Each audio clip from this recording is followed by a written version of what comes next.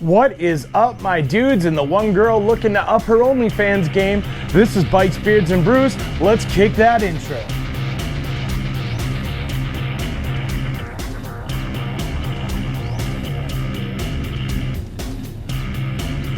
Hey guys, welcome back to the channel. Before we kick this one off, make sure you like, comment, subscribe, hit that bell notification. New videos on Mondays, Wednesdays, Fridays. Well, at least until winter comes. Then we might go down to 2 videos. Not sure yet, but you've been warned. Let's get the other stuff out of the way. Want to save 15% on a Cardo communicator? Check my referral link down below. You want to support me in my do-gooderness like these people here? Boom! Join my coffee club. That link is also down below. You want to know why I'm asking you for money? Spoiler alert, that link is also down below. It's all going to a good cause, and you should do it. So let's just get into the topic of the day and talk about the GoPro Hero 11 and why I chose this over other action cameras that came out right about the same time. And let's, see if I can help you make the decision between the three as well. Now, for this review, we're going to be doing a pretty narrow scope of the review. Like, I'm not going to be talking about all the bells and whistles that the GoPro Hero 11 does come with. Because let's be honest, a lot of the stuff I'm not going to use as a moto vlogger. And a lot of you who may be tuning into this are probably not going to be using that either. So like, the paint the night, the streaks across the sky, all that goofy stuff. Not really going to be using that. If you want a very in-depth review of the GoPro Hero 11 and the other cameras that I'm going to be putting it up against, I highly recommend you check out David Manning's channel. He is very in-depth. He has no flesh in the game, so he just reviews all the different cameras and tells you the good, the bad, the ugly, for all of them. I find myself going to his channel quite a bit when I want to just have some better picture, better video, better quality. I learn a lot from this guy. He is very much a camera guru. So if you want the super granular, that's the guy to check out.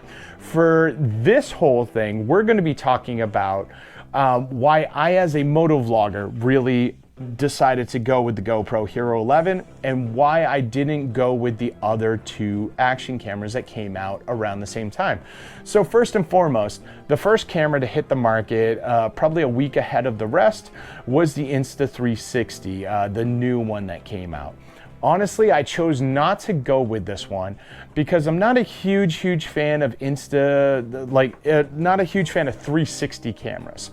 I find myself using two cameras. I like one on my helmet facing out and one facing back towards me. Now I realized I could just put one camera on my bars and have it go front and back if it is a 360 camera. I don't like this because if something goes wrong with that camera, then I'm kind of SOL.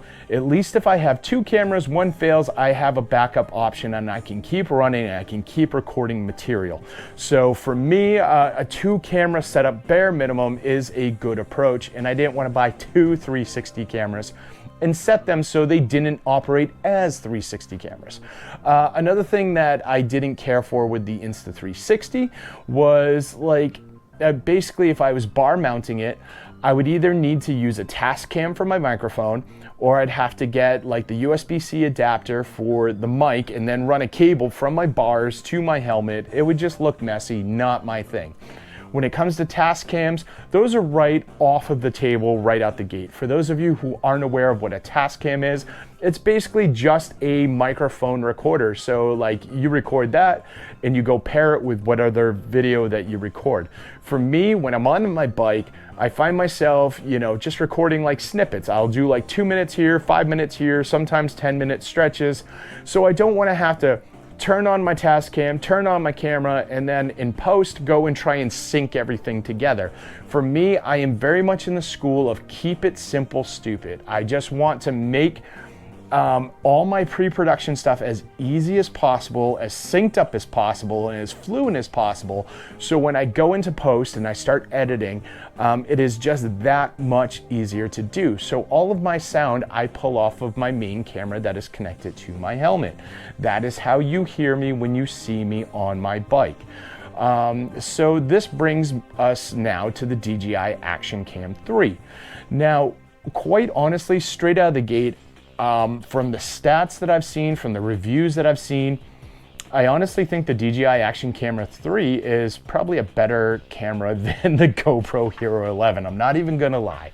One of the things that I did see is one of the things DJI really went out of their way to do was make sure that the DJI did not overheat if it was sitting in a static position, like in a room with no like moving air or anything like that, at 4K 60 frames per second.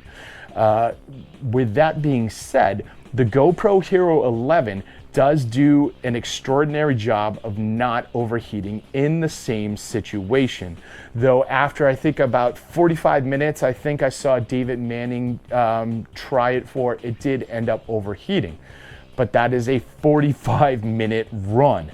I would say that's pretty good, unless you are one of these like YouTubers that does painfully long live streams or painfully long mail calls. You shouldn't ever really run into this issue, especially if you're on the road, because you have air rushing over the camera the whole time. So the DJI, some of the stuff that disqualified it for me was, I like the GoPro ecosystem. You go to GoPro and you can just find everything you need, and we're gonna dig into that in just a moment. With the DJI, I couldn't quite do that. Now, looking at my old camera setup, which is a GoPro Hero 8, I would honestly, and I did, have to replace everything to go to the GoPro Hero 11 because just things were not compatible. So replacing everything, if I went to a DJI, was not going to be a big issue. The biggest problem that I had was all of that stuff wasn't there. They didn't have a microphone adapter. They didn't have a remote. And again, I run two cameras. I like to kick them both off at the same time so everything is lined up. I don't have to sync anything. I can just put down both video files and, you know, cut and snip as I please and run everything and, you know, just try and have a decent looking product. I can't do that if I'm turning one on, then one on, and then one off, the other off. There's going to be those tails and, you know, all that stuff. It's not going to sync perfectly. Whereas if I have a remote, I can do that. Somebody had pointed out to me with the DJI, I could use a USB-C to lavalier mic, and I wouldn't need the adapter, which that's fantastic. But for me, I've gone through a couple different lavalier mics in my helmet since I started motovlogging, and I've used a few different brands, anything from really cheap all the way up to like Sony's and stuff like that. And I found that the best sound that I've gotten is through a Purple Panda mic. Now, that's not to say that a Purple Panda is like the be-all end-all for sound in a helmet. I know that there's other motovloggers out there with better sound than me. I know that there's some with worse sound than me. I have gotten to the point where I feel like I'm fairly comfortable with my sound, although I do still try and tweak it here and there to make it better. So I didn't want to go to another brand and chance having crappier sound. So yes, those two things for me just completely disqualified the DJI Action Cam 3. Really, the remote was the biggest kicker, and honestly, I just didn't see one on their site. If they have one, it's not currently there, so immediately that just took it off of the table for me. So now let's move up to the GoPros. As I said, I've been using the GoPro Hero 8. This is what it looks like. I have two of them. It doesn't have a removable lens, which, you know, kind of sucks, but you put screen protectors on it, you're good to go. There is no front-facing video. Like, these are definitely more basic cameras. Around the GoPro Hero 9, at the GoPro Hero 9 is when they started having a front-facing screen, which is fantastic and something DJI does. Although the camera on the front on the GoPro Hero 9, the screen on the front, definitely had a little bit of a delay to it. So there was an awkwardness to trying to watch yourself on that. I believe they cleaned it up in the 10. And with the Hero 11, I can tell you that it is fully taken care of. In fact, I have my Hero 11 in front of me, recording me now on my media mod, and I can see myself, and as I move, it moves on the screen perfectly, completely fluid. It is fantastic. I really like this because when it's on my bars, I can tell that I'm in frame. I can see everything behind me. Another thing that I really wanted, and the reason why I upgraded it from the 8, because quite honestly, the 8 is still an excellent camera. You can film in 4K on this. You can do 60 frames per second. It gives you great picture. Like, it is a good workhorse camera. One of the things that this does not have, that they started doing in maybe the 9 or 10, but I know is definitely in the 11, is the 11 has horizon lock. So I no longer have to make sure that my camera is perfectly level. There's so many times that this will be on my handlebars and I'll see it kind of tilt or something, and I start feeling like I'm a Batman villain from like the 60s, where like, you know, you're waiting for like just Batman and Robin to break in and like your lair is tilted like this. Like that is what it felt like, because if the camera is tilted at all, my horizon was shot, and that's very annoying. Even recording like my grinds, my gears and stuff, when I'm doing like stuff at the desk, I would have to constantly level this, and I did not like that. So horizon lock, front facing screen were really huge deals for me. Now this is not to say that the GoPro Hero 11 is a perfect camera. It's not. We'll get into some of the issues. I do like the fact that the front lens is removable, so you can replace that if it's damaged, or you can use other lenses like different filters, widescreen, stuff like that. So that is fantastic. There's definitely a size difference between the two. You can kind of see it there. Yeah. The 11's definitely wider. It's a little bit thicker in the body as well. We'll turn it that way. Aside from that though, they are basically the same camera. With the 9, 10, and 11, they are pretty much the same camera. The housing is the exact same size, and they use all of the same external stuff, which is absolutely fantastic. So if you have the 9 or the 10 now and you're thinking about going to the 11, the great news is if you have the media mod, if you have like batteries, anything like that, it's all gonna fit on the 11 as well. If you are pre-9, like if you're 8 and down, nothing is going to fit, nothing's gonna work with it. You're going to have to start from scratch. So that's you know, just something you wanna keep in mind. Another great thing, it's between the 11 and the 9 and the 10, is the 9 and the 10, you still use blue top batteries. Blue top batteries look like this. This is actually the one for the 8. These are a lot smaller. When they started issuing the 11s, they went to just the Enduro batteries. When you buy an 11, you get the Enduro battery, you no longer get blue tops. And again, you know, there's a size difference between these as well. So well, I'll flip that around so everything's even. Yeah, there's a size difference all the way around for these batteries. And this is a bigger case, so that makes sense. And you're gonna get more battery life out of this Enduro, which is fantastic. Again though, stuff like this is my GoPro Hero 8 media mod. The new media mod is bigger. You cannot use this one on this camera. Although the new media mod, I'll pop a picture there, because I'm using it here and I can't quite show you, is a little bit better. It has a better foam windsock over the top here for better sound. It has rubber grommets that actually cover all of these. Like all of these outlets are still there on the new media mod, except they seal up with like little rubber boots. So it makes this a little more weatherproof and a little more appealing. One of the things that the 11 still does that absolutely annoys the crap out of me is you still need this TRRS to TRS adapter to use a microphone, which is absolutely ridiculous. At this point in time, GoPro, you should just be able to like set it so I can plug in pretty much any damn microphone I want and it's going to work. This is obnoxious, and this is still a thing that you need if you're using a lavalier and you're plugging it in to your GoPro, so be aware of that. Another thing that's changed is if you have this remote does not work with the 11. I'm not sure if it works with the 9 and 10 because I did not buy the 9 and 10, although I heard that this stopped working after the 9. But if you've never been on the 9 or the 10, this is something you need to know. This will not work with the 11. You have to go for the new remote. That is actually perfectly fine with me because this is annoying. This is the power cable you had to use for it.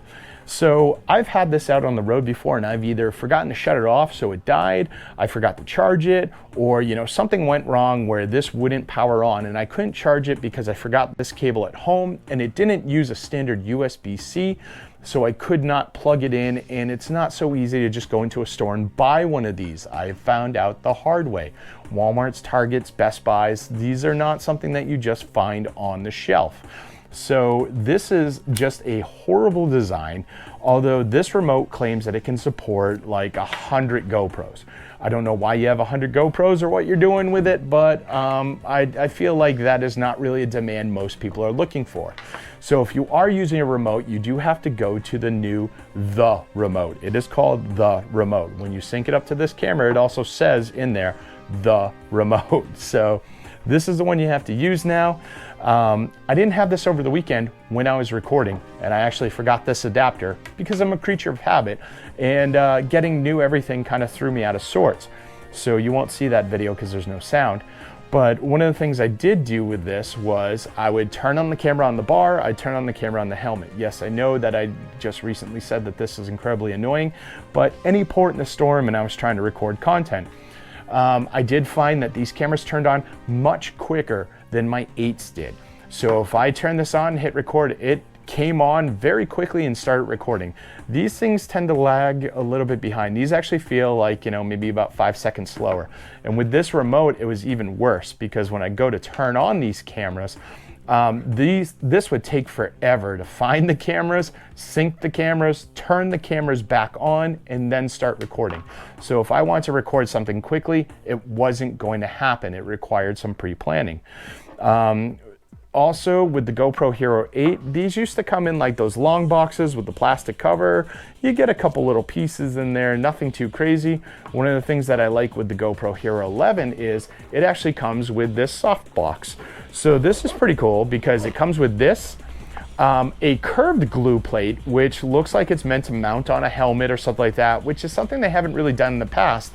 They tend to use flat glue plates that you can't really use for anything. So I really like that they took that into consideration. It comes with an extra thumb screw, and it came with an extra mounting plate and stuff, and that was really cool. This actually has a bunch of other stuff in it because I use this for other things. I have my charger, I have like an extra TRS cable, I've got some SD cards, and I can still hold a couple GoPros and a few batteries in here. So this is very useful, and getting these when you get the GoPro Hero 11 is very cool, and it's great to travel with. So that's something that they've definitely done right. It's to me, it's one of the small things. I did mention a little bit earlier that they have worked on heating. So if you are in a static room, if your camera's not moving, there's no fan, there's nothing like that, 4K, 60 frames per second, you're gonna get about 45 minutes before you actually overheat. I've seen some tests where the DJI Action 3, the GoPro Hero 11, and the GoPro Hero 10 were all put in a line and they were all run. The Hero 10 just died after I think like 15 or 20 minutes. It overheated, it shut down. I found that in the reviews, the GoPro Hero 10's battery was weaker, it overheated quicker, and it was just not as reliable. So if you have a 10 and you're on the fence about going to the 11, for those alone, just the fact that it can handle heat and it can last longer, I think that is worth all the just money in the world, I guess. I mean, it's just something that makes the 11 more valuable than the 10. Aside from that, I really don't have much more. I have to do some long-term reviews on this, and I will definitely come back to you guys on that, and I'll definitely discuss that with you guys as I use this a little bit more. One of the last things I will say is when I used to use this media mod, the great thing is I would have this media mod, I would plug in this adapter, and immediately whatever mic is connected to this would just start working. With the new media mod, I know I read it when people were using the 10 and stuff, but I just kind of forgot about it because I didn't have it and I wasn't using it. You have to go into the settings and actually tell it what you're plugging in. Otherwise, it's just going to use your front mic. It's going to completely ignore this. So, if you're using a passive mic, a powered mic, a line in, you have to actually change it in the settings. Otherwise, you're going to be screwed. You know how I know this? Because this is the third time I've recorded this video as well. So, yeah, just keep that in the back of your mind. That is important as well. Overall, though, I am very happy with my purchase so far. Again, it's the ecosystem that has kept me with GoPro. I know I've had issues in the past. A lot of the issues tend to be with this remote, so I'm really hoping that going with this remote is going to ease those problems. We'll see as time goes on, for sure, and I'll report back to you on that for sure. One of the other reasons is because I know that the GoPro Hero Max 2 is probably right around the corner, and I have been debating on getting like a 360 camera if I can use it in the right way, you know, not trying to give you guys motion sickness by spinning around nonstop like some people do. Like, seriously, calm down on that. All right, all, that's what I got for you. So let me know, what cameras are you using? Are you thinking about going to the GoPro Hero 11? Are you thinking about doing the DJI Action 3 or the other camera? I already forgot the name. Insta360. Let me know down below what you have, why you have it, and what you're thinking about moving to, if at all. I'd love to hear about it. And for the rest of you, or for all of you, make sure you like, comment, subscribe, share this video with friends, share it with family, share it with that one dude you know who still has a GoPro Action 2 and he's telling you how awesome his like footage is, and yeah, like 480p is still the way to go in making a video. He loves this stuff, trust me. I'll see you all on the flip side.